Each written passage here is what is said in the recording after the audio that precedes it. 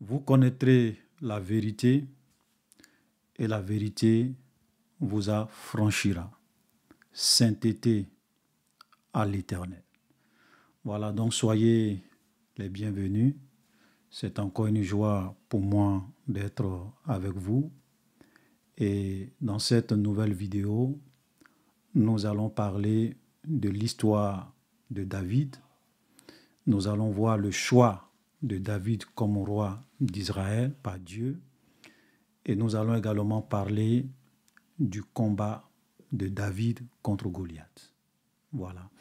Et souvent, lorsque nous allons souvent dans l'Ancien Testament pour vous relater ces histoires, c'est parce que il y a des leçons à tirer, il y a des vérités à apprendre au travers de toutes ces histoires. Donc nous avons quand même, je pense que nous avons quand même fait beaucoup de vidéos. Nous avons par exemple vu l'histoire de Moïse et des enfants d'Israël. On a vu l'histoire de Job. On a vu l'histoire de Jephthé. On a vu l'histoire de Daniel. On a même fait une étude chapitre par chapitre sur tout le livre, voilà, de Daniel. Voilà, donc il y a un certain nombre d'histoires que nous avons déjà vues et au cours de ces histoires, nous avons vraiment tiré beaucoup d'enseignements. Et c'est vrai lorsque la parole de Dieu dit que ces choses ont été écrites pour notre instruction, pour nous qui sommes parvenus à la fin des temps. Et je le disais une fois que lorsque nous étions en train de faire l'histoire de Daniel, j'ai dit que ceux qui n'apprennent pas de l'histoire, de la vie de ceux qui les ont précédés, sont souvent condamnés ou bien seront souvent condamnés à répéter leurs erreurs. Donc il est vraiment important d'apprendre de la vie et de l'histoire des autres. Voilà. Donc aujourd'hui, nous allons vraiment parler de l'histoire de David. Donc de son choix en tant que le nouveau roi d'Israël et également du combat de David contre Goliath. Et quand on arrive dans le livre de Samuel, parce que l'histoire de David, de son choix en tant que roi, et le combat qu'il a mené contre David se trouve dans 2 chapitres. Voilà, je pense qu'il y a 2 chapitres qui résument bien, voilà, les 2 points que nous allons développer aujourd'hui. Nous avons 1 Samuel chapitre 6 et 1 Samuel chapitre 17. Vraiment, ça résume parfaitement, voilà, ces deux phases, ok, de l'histoire de David, ou bien ces 2 aspects de l'histoire de David, de la vie de David. Alors, lorsqu'on arrive dans le livre de Samuel, voilà, nous voyons que celui que Dieu avait choisi comme roi, c'était Saül. Donc, Saül a été le premier roi d'Israël que Dieu a choisi. Voilà, que Dieu a choisi. Et par la suite, Dieu va le rejeter comme roi pour porter cette fois-ci son choix sur un jeune homme du nom de David. Alors, lorsque nous voyons déjà ça, je pense que c'est déjà une leçon pour nous. Je veux dire, la vie de Saül est déjà un enseignement pour tout véritable chrétien. Pour dire que Dieu peut te choisir aujourd'hui. Tu peux être le choix de Dieu aujourd'hui. Tu peux être dans la volonté de Dieu aujourd'hui. Et demain, Dieu peut te rejeter. Voilà. Donc ça, c'est aussi une réponse à toutes ces personnes qui aujourd'hui enseignent cette fausse doctrine du salut éternel. Pour dire que quand Dieu t'a choisi, une fois que tu es sauvé pour toujours. Frère, laisse-moi te le dire, dans l'amour du Seigneur, ça, c'est une doctrine de démon. Voilà.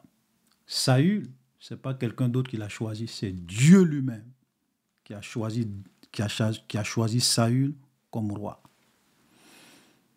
Et on voit plus tard que Dieu va le rejeter. Mais pourquoi Dieu l'a rejeté? Parce qu'il a désobéi à la parole de Dieu. Il a péché contre son Dieu. Et Dieu va réellement le rejeter pour dire, Saül, je te rejette. Et regardez, lorsque nous commençons à lire 1 Samuel chapitre 16, ça c'est vraiment très très fort.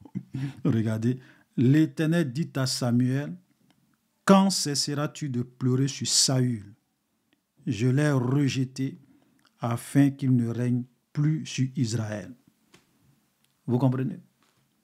Quelqu'un que Dieu a choisi, Dieu dit, je l'ai rejeté.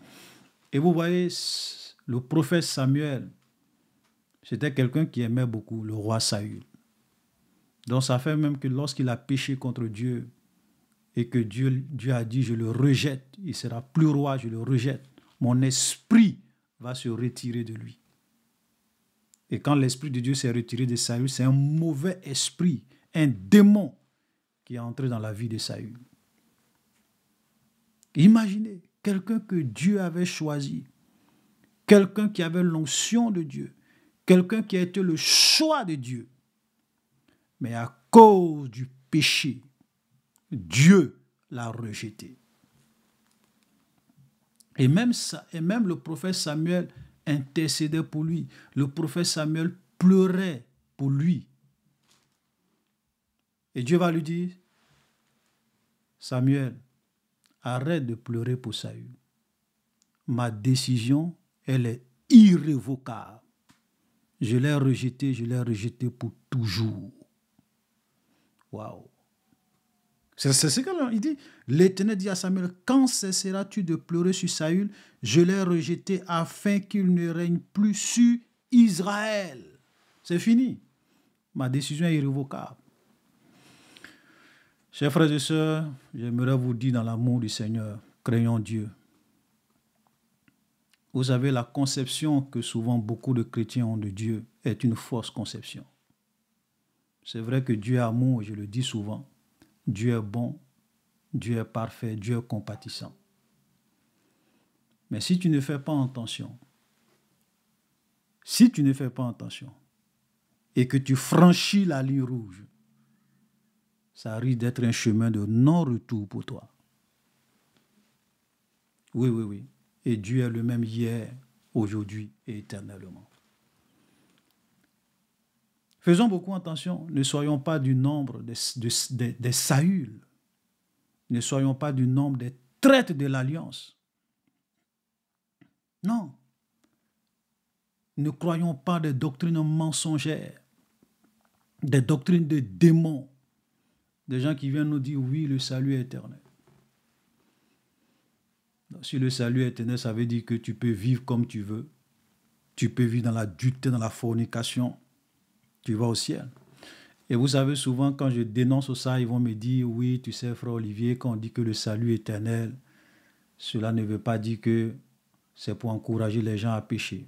Et moi, je dis, rubbish, arrêtez de distraire les gens. Vous savez, souvent, il y a des gens qui n'assument pas les conséquences de leur doctrine. Et moi, tu ne peux pas me distraire avec oui, mais. Mais quand tu dis que le salut est éternel, c'est quoi l'implication? Si le salut est éternel et que j'ai ce salut et que demain je deviens impudique, je pratique l'adultère, je vis dans la prostitution, dans le mensonge, même si je me transforme en un Hitler, un assassin, et que je meurs, je vais au paradis, puisque le salut est éternel. Vrai ou faux? C'est ça la conséquence logique de cette doctrine. Mais souvent, vous ne voulez pas assumer. Et vous avez souvent le langage du diable pour dire aux gens oui, mais.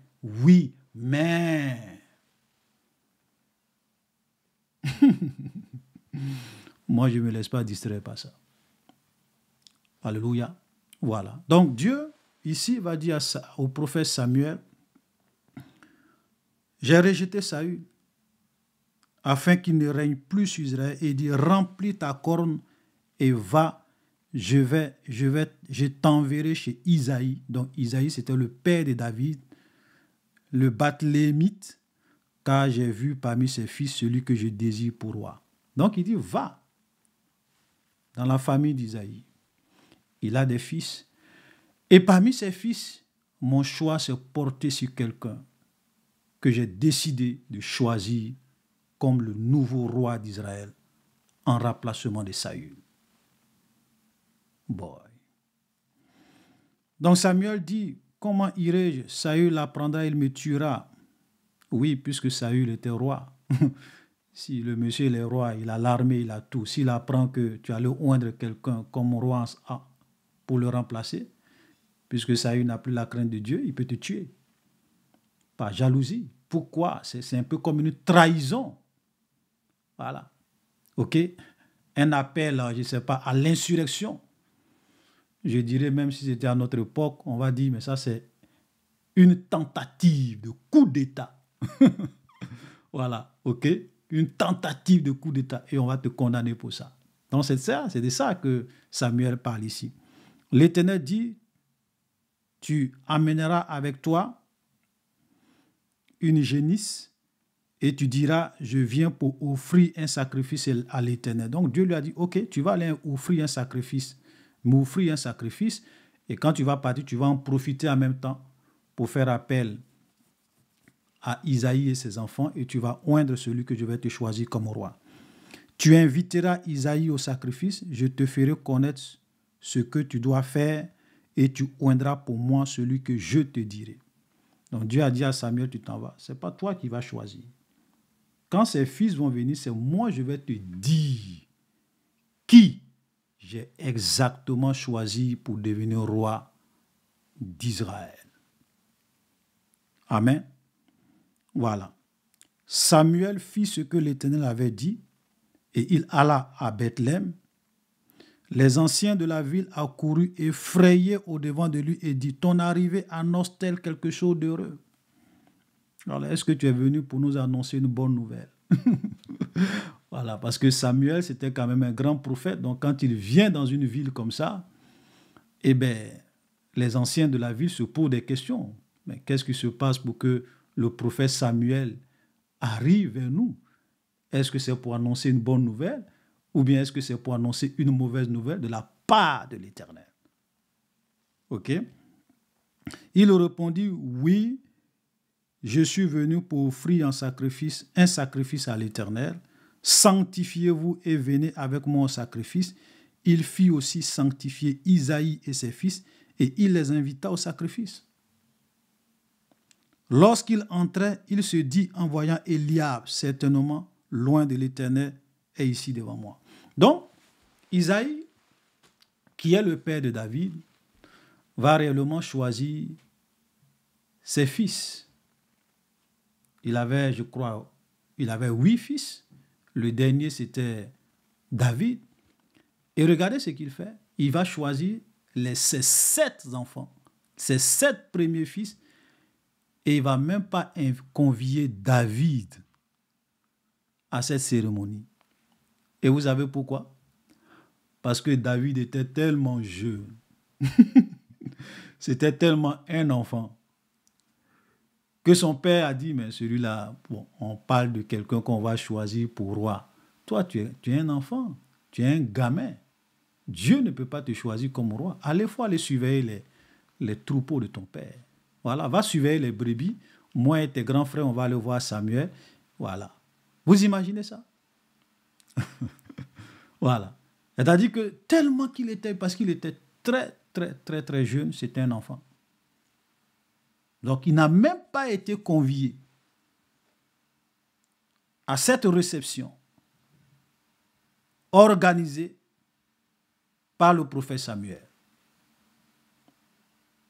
Alléluia. C'est une histoire extraordinaire. Vous savez, vous pouvez être dans des familles où souvent les gens peuvent te regarder et puis dire, là, il n'a pas les qualités. Il n'a même pas l'âge. Il n'a même pas les attributs. Il n'a même pas la capacité pour cette tâche, pour ceci, pour cela. Mais vous savez, ce qui est plus important, ce n'est pas ce que les hommes pensent de toi. Ce n'est jamais ce que les gens disent de toi. Ce n'est pas ce que les gens proclament sur toi. Ce qui est plus important, c'est ce que Dieu pense de toi. C'est la volonté de Dieu pour ta vie. C'est le plan de Dieu pour ta vie. Et souvent, je l'ai plusieurs fois répété, je dis, l'opinion des hommes n'a aucune valeur si elle est contraire à l'opinion de Dieu. 10 000 personnes qui t'appellent prophète ne fera pas de toi un prophète si pour Dieu tu n'es pas un prophète. 10 000 personnes qui t'appellent échec ne fera pas de toi l'échec si pour Dieu tu n'es pas un échec. 10 000 personnes qui te regardent et te disent, lui là c'est le diable. Ça ne fera pas de toi le diable si pour Dieu tu n'es pas le diable. Écris, frère. L'opinion des hommes n'a aucune valeur si ce n'est pas ce que Dieu lui pense de toi. Alléluia. Donc David a été méprisé à cause de son jeune âge. Non, toi tu ne peux pas être roi. On parle de royauté. Des gens qui sont matures, qui ont un certain âge, qui ont une certaine expérience dans la vie. Toi, un petit comme... Toi, tu es un gamin, David. Allez, va surveiller les troupeaux de papa. Va surveiller va pète les brebis de papa. Voilà, c'est pas à ton niveau, cette réunion. Alléluia. David est parti pète les troupeaux de son père. Et donc, quand Isaïe va envoyer ses fils, le premier, le fils aîné, il s'appelait Eliab. Donc, quand le prophète Samuel va voir Eliab, il dit, waouh, certainement c'est lui-là qui est le roi. C'est ce que Samuel disait dans son cœur. Parce que quand il a vu la taille, quand il a vu la corpulence, quand il a vu la forme, il dit non, lui-là, peut-être que c'est lui que Dieu va choisir. Mais regardez ce que Dieu dit. Et l'Éternel dit à Samuel, ne prends point garde à son apparence et à la hauteur de sa taille, car je l'ai rejeté. L'Éternel ne considère pas ce que l'homme considère. L'homme regarde à ce qui frappe les yeux, mais l'Éternel regarde au cœur. Boy. Donc Dieu dit à Samuel, c'est pas lui que j'ai choisi comme roi. Il ne faut pas te fier à son apparence, il ne faut pas te fier à sa taille. Parce que vous les hommes, vous êtes comme ça. Vous aimez regarder à l'apparence, vous aimez regarder à ce qui frappe les yeux. Moi, Dieu, je vais au-delà de ce qui frappe les yeux. Moi, je regarde les cœurs. Je suis celui qui sonde les cœurs et les reins. Alléluia. C'est pour cela que laisse-moi te dire, même si tu te regardes sur le plan physique, ne te minimise jamais. Il y a des gens qui vont dire, oui, moi je ne sais pas parler. Oui, moi je ne sais pas évangéliser. Oui, moi je ne sais pas faire ceci. Oui, moi je ne suis pas comme ça. Oui, ne dis jamais ça. Ne pense pas. Parce que souvent, les gens peuvent te regarder et même toi-même, tu peux te regarder et dire, non, je ne peux pas faire cela. Je ne peux pas faire cette œuvre de Dieu. Mais laisse-moi te dire, Dieu ne regarde pas l'apparence. Dieu ne regarde pas l'apparence, Dieu regarde au cœur. Il est celui qui sonde les cœurs. Et quand tu as un cœur bien disposé, Dieu peut transformer tes infirmités en une puissance, en une capacité, en un potentiel. Parce que rien ne lui est impossible. La Bible dit que Dieu utilise les choses les plus faibles de ce monde pour confondre celles qui sont fortes. Il utilise les choses les plus viles de ce monde pour se glorifier. Dieu ne partage pas sa gloire. Et pour montrer que c'est lui qui fait toutes choses en nous, souvent ce sont les gens les plus insignifiants, les rébus de la société, les gens qui ne sont pas regardés dans la société comme des grands, des gens même qui sont minimisés. Ce sont ceux-là que Dieu choisit pour glorifier son nom et faire des exploits. Ça, c'est le Dieu de la Bible. C'est pour cela que quand tu es un enfant de Dieu, il ne faut jamais laisser l'opinion des hommes, les jugements des hommes te guider, t'influencer et t'orienter. Compte sur Dieu et sur sa puissance. Compte sur Dieu et ce que lui, il dit de toi. Alléluia. Quand Dieu a choisi Jérémie comme prophète, Jérémie dit, je suis un enfant. Dieu dit, ne dis pas que tu es un enfant. Même si tu es réellement un enfant, avant que tu ne sois conçu dans le ventre de ta mère, je te connaissais et je t'avais établi prophète des nations. Alléluia. Parce que c'est moi qui donne la force, c'est moi qui donne la capacité, c'est moi qui donne la puissance. C'est moi qui accomplis toutes choses en vous. Jésus l'a dit, sans moi, vous ne pouvez rien faire. Ce n'est ni par la force, ni par l'intelligence, mais c'est par la puissance de l'Esprit de Dieu que nous faisons des exploits. Alléluia. Donc, c'est ce que Dieu dit à Samuel. Isaïe appela Abinadab. Donc, quand Dieu a rejeté son premier fils, il a appelé son deuxième fils. Il le fit passer devant Samuel et l'Éternel Dieu. Et l'Éternel dit, et Samuel dit, voilà, pardon, l'Éternel n'a pas non plus choisi celui-ci. Il fit passer Shama, et Samuel dit, l'Éternel n'a pas non plus choisi celui-ci. Il fit passer ses 7 fils devant Samuel, et Samuel dit à Isaïe, l'Éternel n'a choisi aucun d'eux. Bon, le monsieur a fait passer ses 7 fils. Il n'y a pas un seul que Dieu a choisi parmi eux comme roi. Aucun d'entre eux n'était le choix de Dieu. Boy.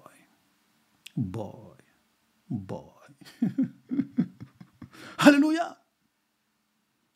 Souvent, vous pouvez voir des gens vous dites non, lui là, c'est le choix de Dieu. Non, lui là, c'est le choix de Dieu. Et Dieu dit, ce n'est pas mon choix. Seigneur, et lui là, ce n'est pas mon choix. Seigneur, et lui là, ce n'est pas mon choix. Et si tu es intelligent, ou si tu es intelligente, marche selon le choix de Dieu pour toi. Parce que Dieu, il ne se trompe jamais. Je n'ai pas dit de marcher selon le choix des hommes. Parce qu'il y a des gens souvent qui peuvent venir te tromper pour te faire croire que ça, c'est le choix de Dieu. Alors que ce n'est pas le choix de Dieu. Parce que souvent, ils regardent à l'apparence. Oui. Puis Samuel dit à Isaïe, est-ce là tous tes fils? Parce que Samuel était un peu frappé. Il dit, mais Dieu m'a envoyé dans ta maison pour choisir l'un de tes fils comme roi. J'arrive et tu me présentes tous tes enfants. Et Dieu n'a choisi aucun d'eux. Moi, je trouve ça quand même bizarre, puisque Dieu ne peut pas se tromper. Est-ce que c'est réellement là tous tes enfants? Et c'est là que la vérité va sortir. Regardez. Il répondit, il reste encore le plus jeune. Parce que, donc, Samuel pensait que c'était tous ses enfants. Mais regardez comment les prophètes de la Bible sont des vrais prophètes. Imagine que tu vas dans la maison du père de David. Et puis, il t'envoie 7 de ses enfants. Il te fait croire que ce sont tous ses enfants qui sont là. Et Dieu te dit, c'est pas lui, c'est pas lui, c'est pas lui, c'est pas lui, c'est pas lui. Et tu ne trouves personne. Si c'était nos prophètes d'aujourd'hui, ils allaient inventer une prophétie. Ou bien même ils allaient choisir quelqu'un que Dieu n'a pas choisi. Peut-être pour ne pas avoir honte, ou bien pour ne pas qu'on dise qu'ils sont des faux prophètes. Ah, Dieu m'a dit de venir dans ta maison, je vais choisir quelqu'un. Il dit, voici tous mes enfants. Mais quand tu regardes, Dieu dit non, c'est pas lui. Tous ces enfants qui sont devant toi, Dieu dit c'est pas lui. Il n'y a aucun parmi eux que j'ai choisi. Tu vas faire quoi? Les prophètes d'aujourd'hui vont mentir. Mais Samuel était un vrai prophète. Ce n'est pas quelqu'un qui inventait les choses. Il dit oui, tu m'as envoyé tous tes enfants, mais malheureusement, Dieu a dit que ce n'est pas eux. Voilà les vrais prophètes. Ce n'est pas des gens qui venaient raconter leur vie, raconter des histoires pour ne pas avoir honte. Non, non, non. Et il pose la question à Isaïe. Est-ce que ce sont là tous tes enfants? Parce que Dieu ne se trompe jamais. Et c'est là qu'il va dire, non, il reste le plus jeune. Il y a un dernier fils qui reste. Mais il fait paître les brebis. Il est tellement jeune. Pour moi, je ne pense pas que celui-là, Dieu peut le choisir. Donc, je l'ai envoyé pour aller surveiller les brebis, pour aller paître les brebis de la famille. Bon. Et vous voyez, David ne s'est pas plaint. Hein. Il a obéi à son père. Quand son père lui a dit, toi, tu n'es pas invité. Va surveiller. Il est parti. Il est parti. C'est pour cela que, frère, ne te plains jamais. Même si les gens, ok, t'écartent, même si les gens ne veulent pas t'inviter, même si les gens ne veulent pas t'associer à quelque chose, parce qu'ils pensent que tu n'es rien, tu n'as pas la capacité, ne te presse jamais. Si Dieu veut que tu puisses accomplir quelque chose, si Dieu a un plan pour toi, si Dieu a un projet pour toi, laisse-moi te dire, autant marqué par Dieu. Tout ce que l'Éternel a prévu pour ta vie va s'accomplir. Il va disposer les circonstances et les événements pour que tu sois là où lui, il veut que tu sois. Pour que tu sois le choix que lui veut que tu sois. Personne ne peut empêcher le plan de Dieu de s'accomplir dans ta vie tant que tu restes calme et confiant et que tu places ta confiance au seul Elohim d'Israël. Ne te bats pas contre les hommes. Ne te fâche pas contre les hommes. Ne lève pas le coup de poing contre les hommes. Laisse les hommes faire ce qu'ils veulent faire. Toi, obéis au Seigneur. Le temps de Dieu viendra. Et l'œuvre de l'Éternel s'accomplira dans ta vie. Oui, oui, oui. David ne s'est pas plaint. Ils sont partis, non? Ils sont partis, non? Mais Dieu a dit, vous qui êtes venus là, vous ne faites pas partie de mon plan. Et celui qui a été rejeté, celui qui a été mis à l'écart, celui qui a été envoyé au champ pour paître les troupeaux de papa, c'est lui. Dieu dit, allez-y le chercher. Oh bon, souvent Dieu fait les choses. C'est pour cela que la Bible dit, nous n'avons pas à lutter contre la chair et le sang. Ne te bats pas contre les hommes. Ne te plains pas contre les hommes. Ne dis pas, oui, c'est à cause des hommes j'ai échoué. C'est à cause des hommes je ne réussis pas. C'est à cause des gens, des hommes que le plan de Dieu ne s'est pas réalisé dans ma vie. Non, il ne faut jamais dire ça. Parce que si toi, tu as un cœur obéissant, un cœur humble, le plan de Dieu pour toi va toujours se réaliser. Si tu restes dans la crainte de Dieu, dans la sainteté, et que tu as les regards fixés sur l'Éternel, l'Éternel combattra pour toi. Oui, il combattra pour toi. Et il va t'élever au moment opportun. Alléluia. Donc, alors Samuel dit à Isaïe, envoie-le chercher car nous ne nous placerons pas avant qu'il ne soit venu ici. Voilà, on va pas, tant qu'il ne vient pas là, voilà, on est là. Isaïe l'envoya chercher. Ils sont allés chercher David au champ, derrière les moutons, les brebis. Or, il était blond, avec les yeux beaux et une figure belle. Je reprends. Or, il était blond, avec des beaux yeux et une belle figure. L'Éternel dit à Samuel, lève-toi, oins-le, car c'est lui. C'est-à-dire, quand Samuel l'a vu, il a reçu en même temps la révélation de Dieu pour dire, l'enfant qui arrive là, le jeune homme qui arrive là, le petit qui arrive là, le bébé qui arrive là, celui que tout le monde a rejeté parce qu'on disait qu'il est enfant là, c'est lui qui est mon choix.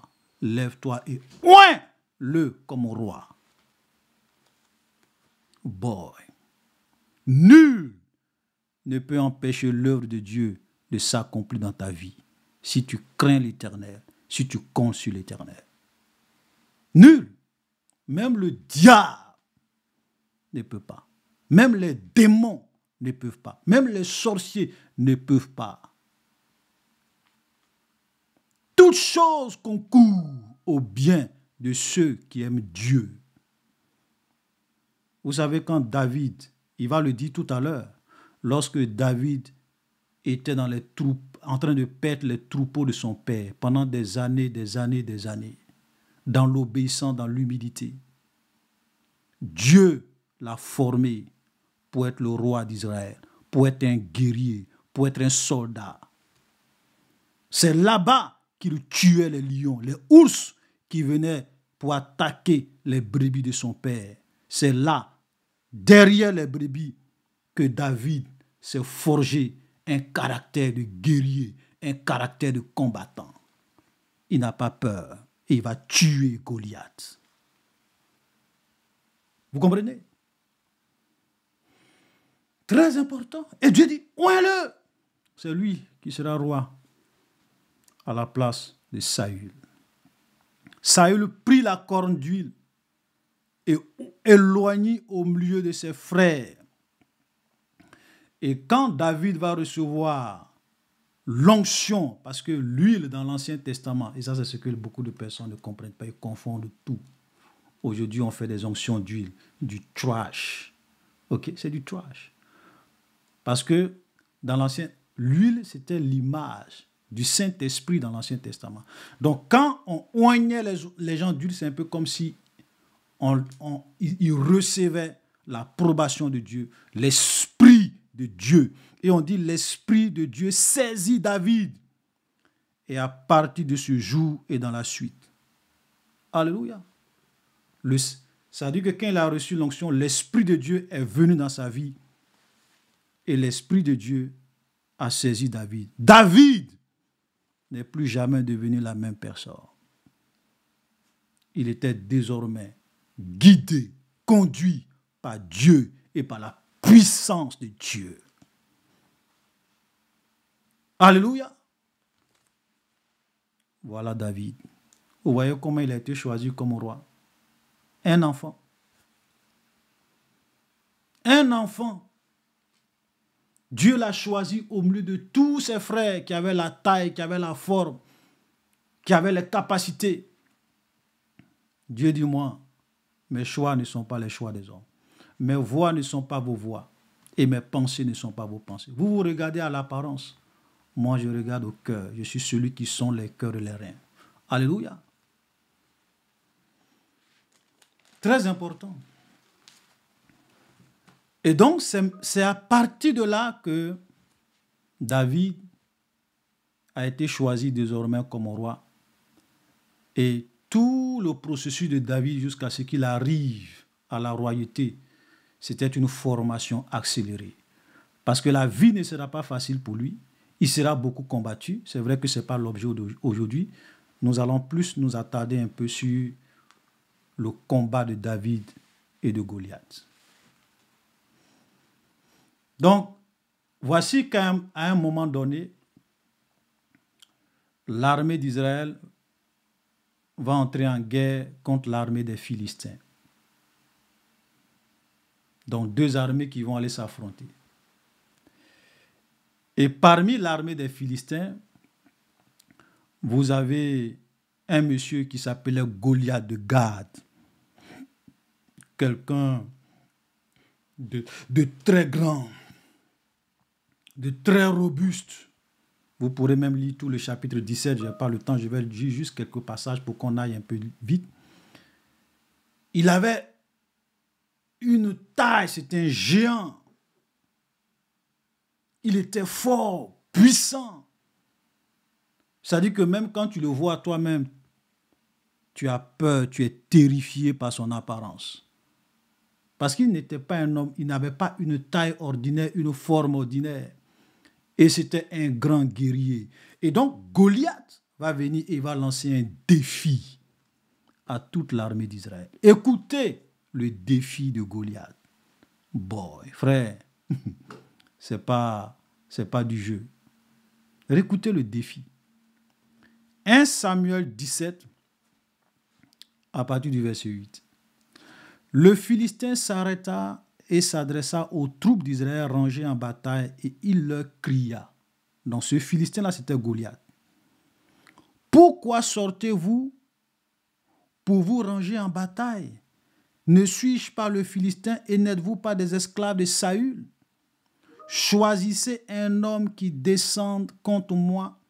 S'il peut me battre et qu'il me tue, nous vous serons assujettis.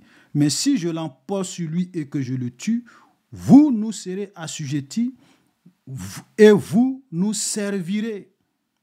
Le Philistin dit encore, je jette en ce jour, regardez, je jette en ce jour un défi à l'armée d'Israël. Donnez-moi un homme et nous nous battrons ensemble. Saül et tout Israël entendit ces paroles des Philistins. Il fut effrayé et saisi d'une grande crainte. C'est-à-dire que le monsieur vient, il lance le défi, ce défi que je viens de lire, à toute une armée. S'il y a un garçon parmi vous, si vous pensez qu'il y a un garçon dans votre armée, nous, on ne veut pas que les gens meurent, tout cela c'est trop. S'il arrive à me tuer là, nous on a perdu la guerre. On sera vos esclaves. Mais si j'arrive à le tuer, vous allez être nos esclaves, vous allez nous servir. Voilà. Voilà le défi. Et la Bible dit qu'il va lancer ce défi. Et là, Saül et tout Israël entendit ces paroles du fils. Et il fut effrayé et saisi d'une grande crainte. C'est-à-dire que quand les gens ont vu Goliath, tout le monde était terrifié. Parce que les gens savaient que aller affronter ce monsieur, c'est signer son arrêt de mort. Mais un monsieur comme ça, toi, tu peux le battre. Regarde sa taille, regarde sa forme, regarde ses pieds, regarde sa corpulence. Mais c'est un bulldozer. Il va t'écraser comme une mouche. Tout le monde avait peur. Ça rasait les murs. Les généraux rasaient les murs. Les officiers rasaient les murs. Les sous-officiers rasaient les murs. Les soldats de rang rasaient les murs. Tout le monde était terrifié. Même le roi lui-même, il rasait les murs. Voilà le défi de Goliath. Qui va relever ce défi?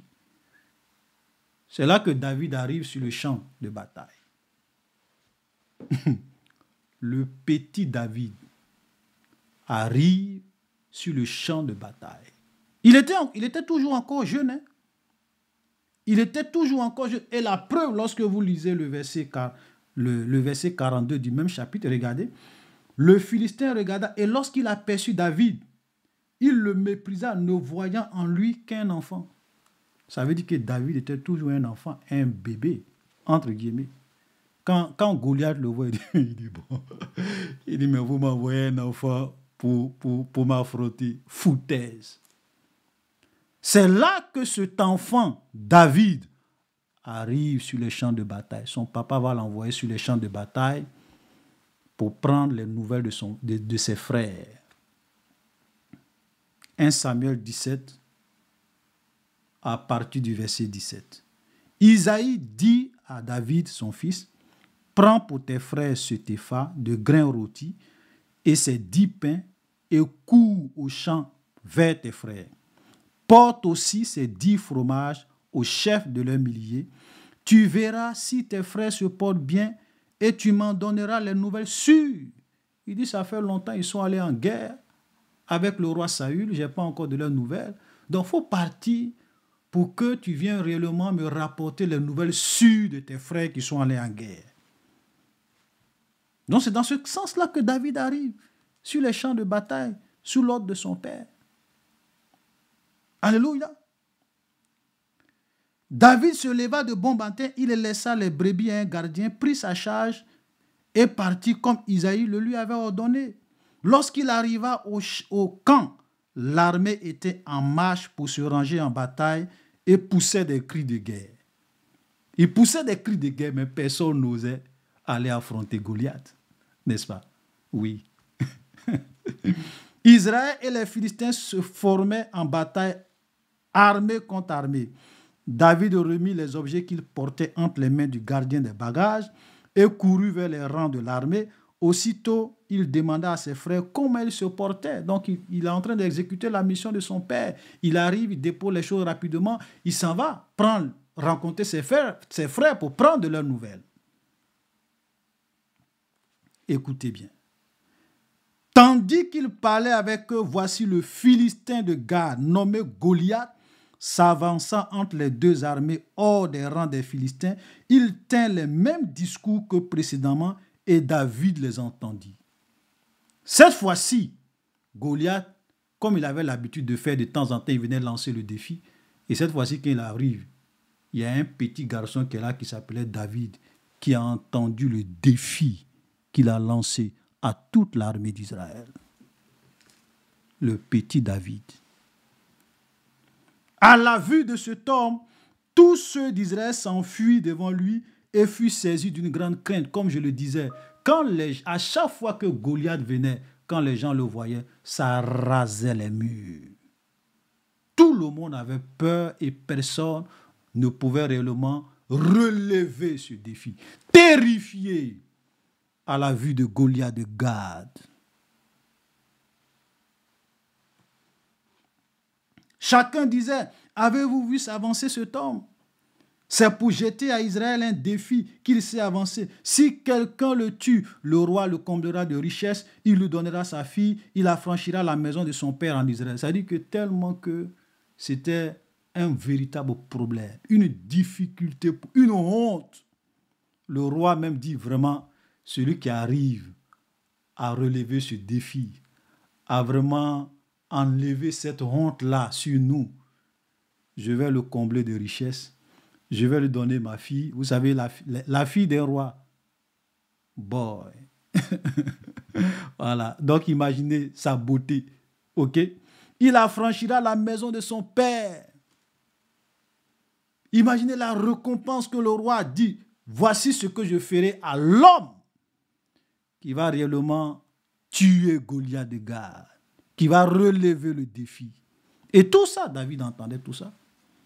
David dit aux hommes qui se trouvaient près de lui, que fera-t-on à celui qui tuera ce Philistin et qui ôtera l'opprobre de dessus Israël? L'opprobre, c'est la honte. C'est une honte. Quand on dit l'opprobre, c'est une honte. Qui va enlever? Vous dites quoi? Vous dites, qu'est-ce qu'on va faire à l'homme qui va réellement tuer ce monsieur? Qui est donc ce Philistin, cet incirconcis pour insulter l'armée du Dieu vivant? D'abord, même David, même, il est choqué. Imaginez. Un petit, il est choqué. Il dit, mais qui est cet incirconcis? Qui est ce monsieur? Qui est ce païen pour insulter l'armée du Dieu vivant? Lui n'a pas dit l'armée de Saül. David n'a pas... Il dit l'armée du Dieu vivant. Le peuple répétait les mêmes choses et lui dit, c'est ainsi que l'on fera celui qui le tuera. Donc, on a répété la même chose. Regardez le verset 28, qui est très intéressant. Eliab, son frère aîné, qu'il avait entendu parler à ses hommes, fut enflammé de colère contre David. Et il dit, pourquoi es-tu descendu ici? Et à qui as-tu laissé ce peu de brebis dans le désert? Je connais ton orgueil et la malice de ton cœur. C'est pour voir la bataille que tu es descendu.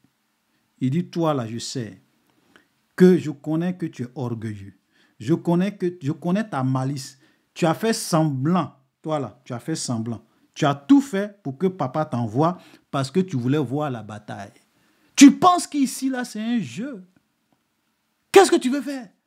Tu penses que ici, là, c'est amusement. Ce monsieur, c'est Goliath de Gad. Il y a la mort dedans. Ce n'est pas de l'amusement. Hein. Ici, là, on n'est pas derrière les brebis. Hein. Ici, là, c'est un champ de bataille. Fait très longtemps. Et son frère s'est fâché contre lui. La Bible dit qu'il fut enflammé de colère contre David. David, attends, toi, là, tu penses qu'on est derrière les moutons ici? Tu penses qu'on est au champ ici? Ici, c'est la guerre. Il y a la mort, il y a le sang qui verse. Ne m'énerve pas. Ne m'énerve pas, David. Ne m'énerve pas, David. Voilà, j'exagère un peu pour voir comment dans sa colère, il a répondu à David. David répondit, mais qu'ai-je fait? Qu'ai-je donc fait? Ne puis-je pas parler ainsi? Mais qu'est-ce que j'ai fait?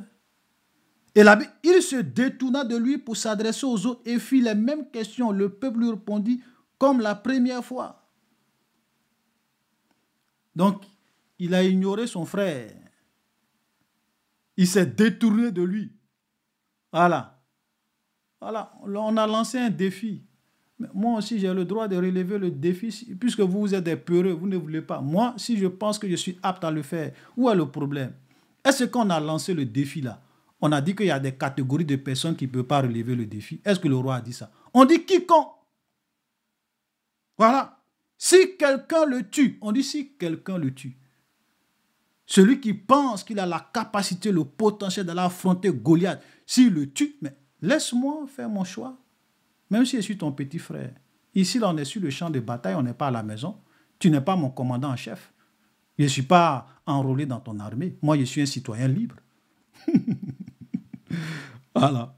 Donc, et il va demander, on va lui dire, lorsqu'il eut entendu les paroles prononcées par David, on les répéta devant Saül, qui le fit chercher. David dit à Saül que personne... Donc, imaginez, les gens sont allés dire au roi, il y a un soldat, ou bien il y a un enfant qui est là, un jeune homme qui est là. Il est juif. Il dit que lui, il peut aller affronter Goliath et tuer Goliath. Le roi dit, comment ça? C'est qui ça? Il dit, roi, on va aller le chercher. Et ils sont allés chercher David pour que David vienne rencontrer le roi. Et quand David va rencontrer Saül, regardez, il dit que personne ne se décourage à cause de ce Philistin, ton serviteur. Il dit au roi, moi je suis ton serviteur. Ton serviteur ira se battre avec lui. Moi j'irai me battre avec lui. Je vais le tuer. Le roi même regarde l'enfant là lui-même. Il est choqué, il est dépassé. Regardez ce qu'il va dire. Saül dit à David, tu ne peux pas aller te battre contre ce Philistin, car tu es un enfant. Il est un homme de guerre dès sa jeunesse. Saül même dit, bon, vraiment, je suis sûr que quand il a vu David lui-même, parce que quand on est venu lui dire que quelqu'un veut aller affronter Goliath, il pensait avoir quand même quelqu'un qui avait une certaine expérience dans la guerre, tout ça. Quand il a vu David lui-même, il était découragé. Il dit, oh, vraiment, comment on peut m'envoyer un enfant comme ça? Je pensais que c'était au moins un soldat, quelqu'un. Je pensais que c'était vraiment quelqu'un de sérieux. Puis là, c'est un enfant, qu'est-ce qu'il peut faire? Vous savez, les enfants, souvent, bon, ils disent les choses comme ça. Voilà, ils n'ont pas vraiment... voilà, vous savez, les enfants, souvent, ils peuvent dire des choses. Moi, je peux faire, moi, je peux faire. C'est un enfant, donc il parle comme un enfant, c'est pas la peine. Et il dit à David, tu ne peux pas te battre contre ce Philistin.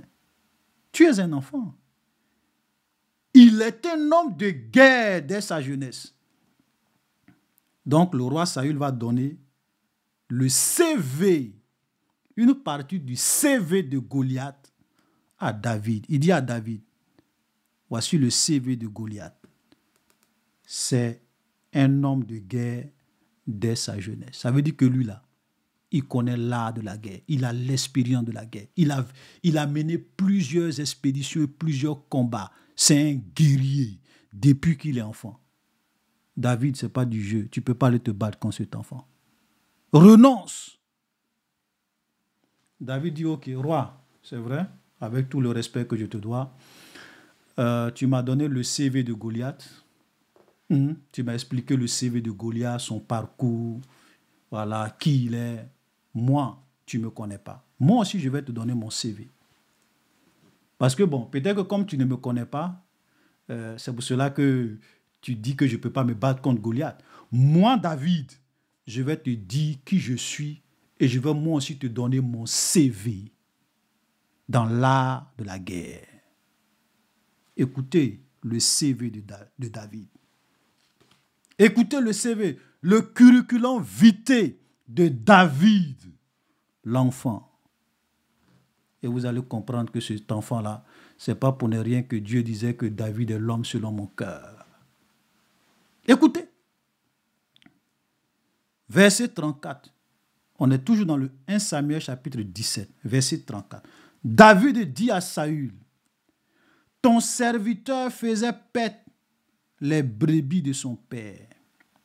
Et quand un lion ou un ours venait en enlever une du troupeau, je courais après lui, je le frappais, j'arrachais la brebis de sa gueule.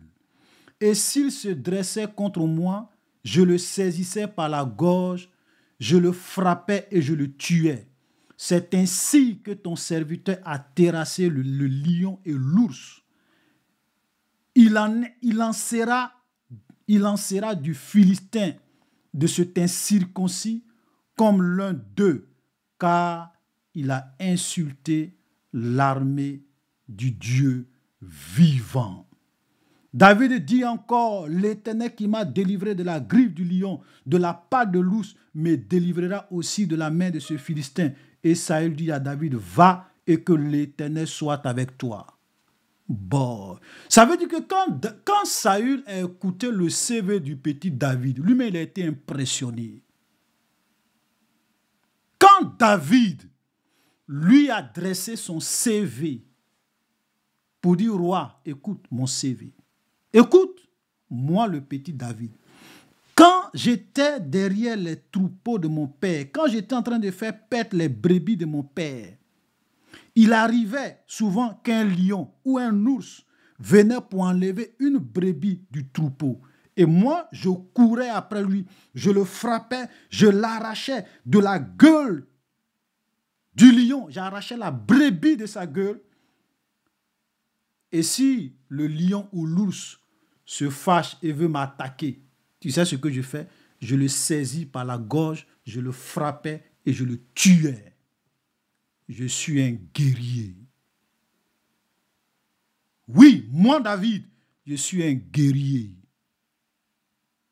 C'est vrai que je n'ai jamais été sur le champ de bataille, mais les expériences que Dieu m'a fait faire, les expériences, ce que j'ai expérimenté avec Dieu, avec l'aide de Dieu, avec la puissance de Dieu, avec l'accompagnement de Dieu, quand j'étais en train de paître les troupeaux de mon père, ça sera la même expérience avec ce Philistin qui a osé insulter l'armée du Dieu vivant.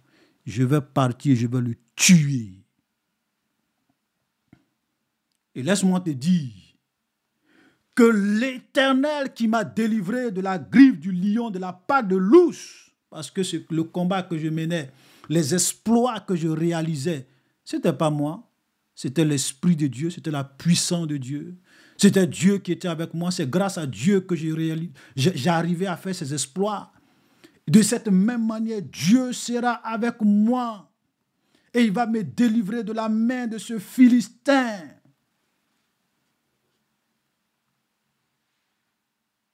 Il va me délivrer de la main de ce Philistin. Quand Saül a entendu le CV du petit David, il était dépassé. Il dit, boy, boy, boy. Même moi-même, je n'ai jamais fait ça. Même mes soldats qui sont là, je ne pense pas qu'il y a un qui a été capable des exploits de ce petit David avant de venir dans mon armée. Et Saül dit à David, va et que l'Éternel soit avec toi. C'est tout, c'est ce que je voulais entendre. Voilà, donne-moi ton œil que moi je vais aller finir avec ce monsieur. Puisque vous tous vous êtes là, vous avez peur. Voilà, je vais aller affronter ce Goliath. Et Dieu va me donner la victoire. Vous voyez David? Est-ce que vous comprenez l'esprit de ce petit enfant? La crainte qu'il avait de Dieu. L'expérience qu'il a vécue avec Dieu. C'est pour cela que David était quelqu'un qui pouvait dire dans plusieurs de ses psaumes, notamment dans le psaume 23, L'Éternel est mon berger. Je ne manquerai de rien. Il me conduit dans de verts pâturages. Il me dirige près des eaux paisibles. Il me conduit dans les sentiers de la justice. Quand je marche dans la vallée de l'ombre de la mort, je ne crains aucun mal, car tu es avec moi. Tu dresses devant moi une table en face de mes adversaires. Tu oindules ma tête et ma coupe déborde. Le bonheur et la grâce m'accompagneront tous les jours de ma vie. Alléluia. Je résume un peu. Vous comprenez pourquoi David était capable d'écrire le psaume 91. Celui qui demeure sous l'abri du Très-Haut repose à l'ombre du Tout-Puissant. Que 1000 tombent à mon côté et 10 000 à ma droite, je ne serai point atteint. C'est quelqu'un qui a une expérience avec Dieu. Dieu l'a délivré, Dieu l'a formé. Oui, il est passé par des épreuves, il est passé par des combats, par des difficultés. Imagine que tu t'en vas suivre le troupeau de ton père. S'il y a un qui disparaît le soir, tu dois rendre un compte à papa. C'est pas facile. Mais ce jeune homme a tenu tête aux lions et aux ours. Il est tué, il est terrassé. Le guerrier David. Ce n'est pas un faiblard. Ce n'est pas quelqu'un qui se plaint de son sort. Oh, pourquoi c'est moi toujours qui souffre? Oh, pourquoi c'est moi toujours qu'on envoie surveiller les brebis? Oh, pourquoi... Non. Mais pendant qu'il obéissait à son père qui surveillait les troupeaux, Dieu était en train de le former, Dieu était en train de le façonner, Dieu était en train de le corriger, Dieu est en train de lui apprendre l'art de la guerre. Parce que c'est celui que Dieu va utiliser demain pour relever des grands défis. Et voici son premier défi, le combat ou la guerre contre Goliath. Si David n'avait pas cette expérience, si David n'avait pas expérimenté ça, est-ce que vous pensez que David allait être capable d'affronter Goliath? Aujourd'hui, vous avez beaucoup de chrétiens, quand Dieu les fait passer par des épreuves pour les forger, pour les former, ils abandonnent la main de Dieu. Ils se plaignent, ils se fâchent contre tout le monde. Ils ne savent pas que tout ce par quoi Dieu est en train de leur faire passer, c'est pour les former, pour les combats futurs, pour qu'ils soient des leaders, des grands serviteurs de Dieu, des grands servants de Dieu, des gens qui seront capables demain de relever les défis supérieurs. Écoute l'histoire de David et apprends de la vie de David. Apprends. Donc, Saül dit va. Voilà. Et puis, c'est vrai qu'après, les gens vont essayer de mettre des choses sur lui, les armes de guerre. Il dit tout cela, vraiment, je ne peux pas, c'est compliqué pour moi. Ok? Donc, je vais aller un peu vite, je vais dépasser toute cette partie-là. Et on va descendre au verset 40. Il prit, donc quand Saül va lui dire d'aller, il prit en main son bâton. Il dit, Goliath, je viens vers toi avec un bâton comme un chien. Choisis dans le torrent 5 pierres et les mit dans sa gibecière de berger et dans sa poche. Puis sa fronte à la main, il s'avança contre Goliath. Il dit, c'est avec ça que je vais te tuer, Goliath. Mon bâton, 5 pierres polies que j'ai mis dans ma gibecière de berger et ma fronte. C'est avec ça que je vais te tuer. Je ne vais même pas te tuer avec... Je ne vais pas aller te combattre avec épée. Il n'y a pas épée dans ma main. Il n'y a pas épée. David et Goliath de Gath, je vais te tuer. Le Philistin s'approcha peu à peu de David et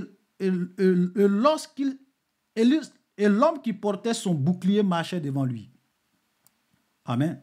Le Philistin regarda et lorsqu'il aperçut David, il le méprisa, ne voyant en lui qu'un enfant blond et une belle figure. Quand Goliath l'a vu, Goliath a attrapé sa tête. Il dit, oh vraiment, l'armée d'Israël aussi, vous n'avez pas honte. C'est un enfant comme ça, vous envoyez. Vous n'avez pas honte. Vous n'avez même pas honte. Le Philistin dit à David, suis un chien pour que tu viennes à moi avec des bâtons. Mon petit, ici là c'est la guerre. Est-ce que moi je suis un chien pour que tu viennes avec un bâton? Un bâton. Et après l'avoir maudit par ses dieux, il ajouta, viens vers moi, je donnerai ta chair aux oiseaux du ciel et aux bêtes des champs. Voilà. Goliath dit, viens. Comme tu n'as rien à faire de ta vie, je vais te tuer. D'abord, je te maudis par mes dieux. Je vais te tuer. Et puis ensuite, je vais livrer ta chair aux oiseaux du ciel et aux bêtes des champs. Waouh, waouh, waouh, waouh, waouh. David dit aux Philistins, regardez la déclaration de David. L'homme animé et conduit par l'esprit du Dieu vivant. Tu marches contre moi avec l'épée, la lance et le javelot. Et moi, je marche contre toi au nom de l'Éternel des armées, du Dieu d'Israël que tu as insulté. Aujourd'hui, l'Éternel te livrera entre mes mains. Je t'abattrai et je couperai ta tête, et je te couperai la tête. Aujourd'hui, je donnerai les cadavres du camp des Philistins aux oiseaux du ciel et aux animaux des champs. Et toute la terre saura qu'Israël a un Dieu. Et toute cette multitude saura, écoutez très bien, et toute cette multitude saura que ce n'est ni par l'épée, ni par la lance que l'Éternel sauve, car la victoire appartient à l'Éternel et il vous livre entre nos mains. Boy, boy, boy, boy, boy, boy, boy, boy, boy, boy. Regardez la déclaration de cet enfant. Il dit, Goliath, je ne vais pas t'affronter avec ma propre force. Je ne vais pas t'affronter avec mes propres capacités. Je ne vais pas t'affronter avec l'épée, avec la lance, parce que de moi-même, je ne suis rien. La victoire ne m'appartient pas. La victoire appartient à l'Éternel, au Dieu vivant. Et il dit, ce que je vais faire aujourd'hui, sera une preuve pour tous ceux qui sont ici, non seulement dans votre camp, mais dans notre camp. Toute cette multitude saura que ce n'est ni par l'épée, ni par la lance que l'Éternel sauve, car la victoire appartient à l'Éternel. Oh boy, oh boy, oh boy. David, tu es vraiment conduit par l'Esprit de Dieu. Tu as réellement reçu l'onction de Dieu dans ta vie. Ce n'est pas quelqu'un qui se met devant. Ce n'est pas quelqu'un qui s'attribue la gloire. Ce n'est pas quelqu'un qui s'attribue l'honneur. Mais il attribue la gloire à Dieu. Même devant Saül, il dit les lions et les ours que je terrassais. C'est Dieu qui me donnait la victoire. Devant Goliath, il dit, la victoire appartient à l'Éternel. Et c'est Dieu qui va me donner la victoire sur toi, sans que j'ai d'épée, sans que j'ai de lance. Et tout le monde saura que ce n'est ni par l'épée, ni par la lance que l'Éternel sauve, car la victoire appartient à l'Éternel. Boy, boy, boy. Imaginez cet enfant.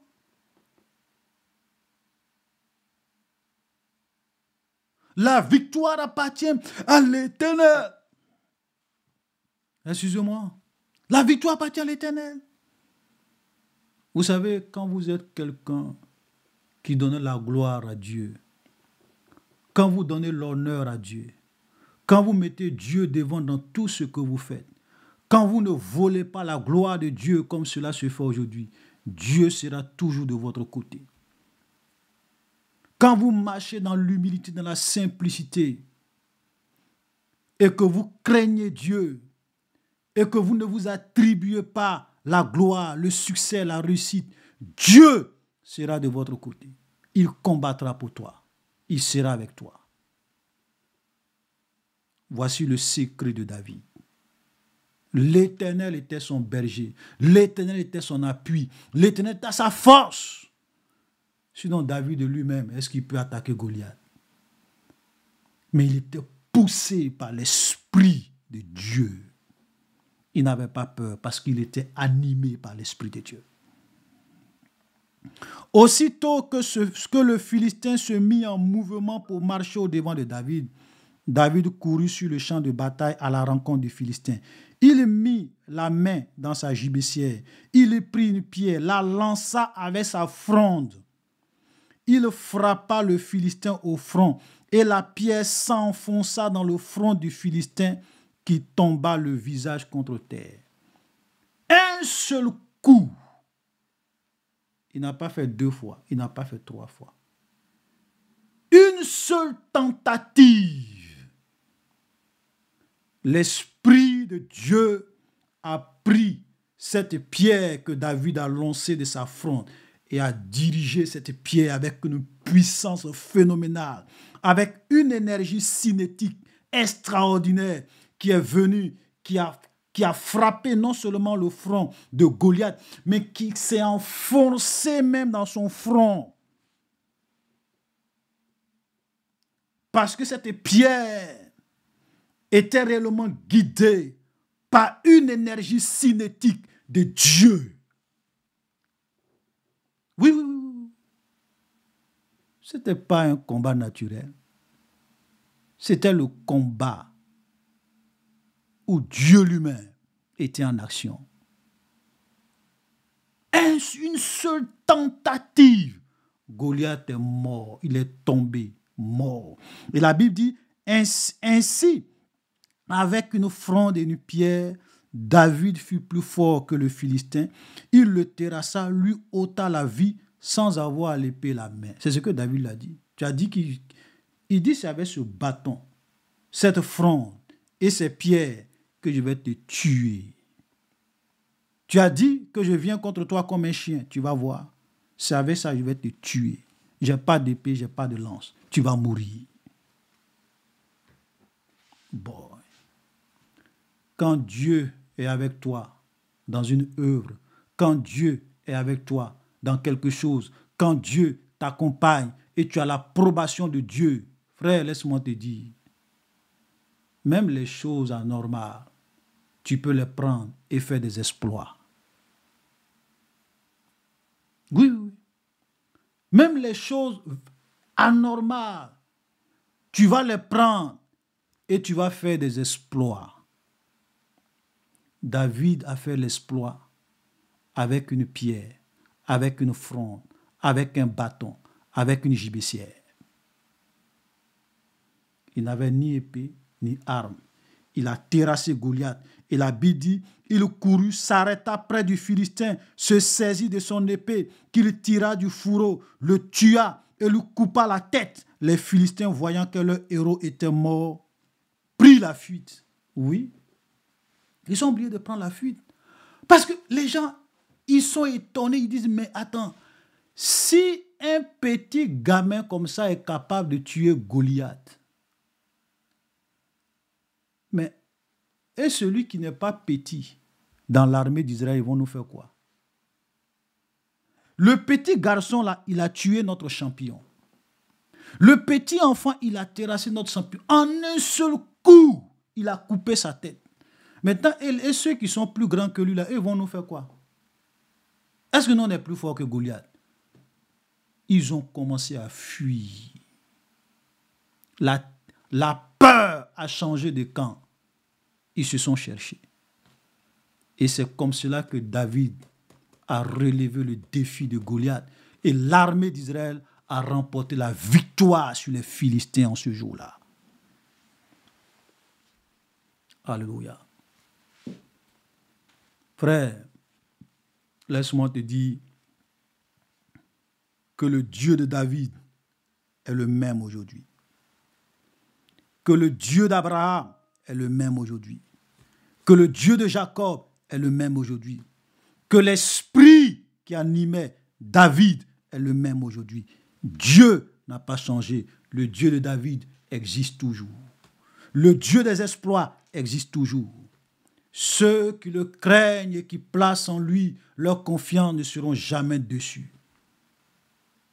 Ceux qui craignent Dieu, ceux qui craignent Dieu et qui espèrent en lui, qui lui obéissent, qui comptent sur lui, ne seront jamais déçus. L'Éternel combattra pour eux. Alléluia. Tous ceux qui craignent Dieu, toutes choses concourent à leur bien. La Bible dit que toutes choses concourent au bien de ceux qui aiment Dieu. Alléluia. Et ceux qui aiment Dieu, ce sont ceux qui gardent sa parole. Car la Bible dit que l'amour de Dieu consiste à garder ses commandements, à mettre en pratique sa parole, à marcher dans la sainteté, dans la pureté, dans la crainte, dans l'obéissance, à ne jamais murmurer, se plaindre des autres. Le Dieu de David est le même aujourd'hui. Shalom, chers frères et sœurs, soyez bénis. Que la grâce du Seigneur soit avec vous. Que la grâce du Seigneur vous accompagne. Sainteté à l'Éternel. Vous connaîtrez la vérité et la vérité vous affranchira. Shalom et à la prochaine.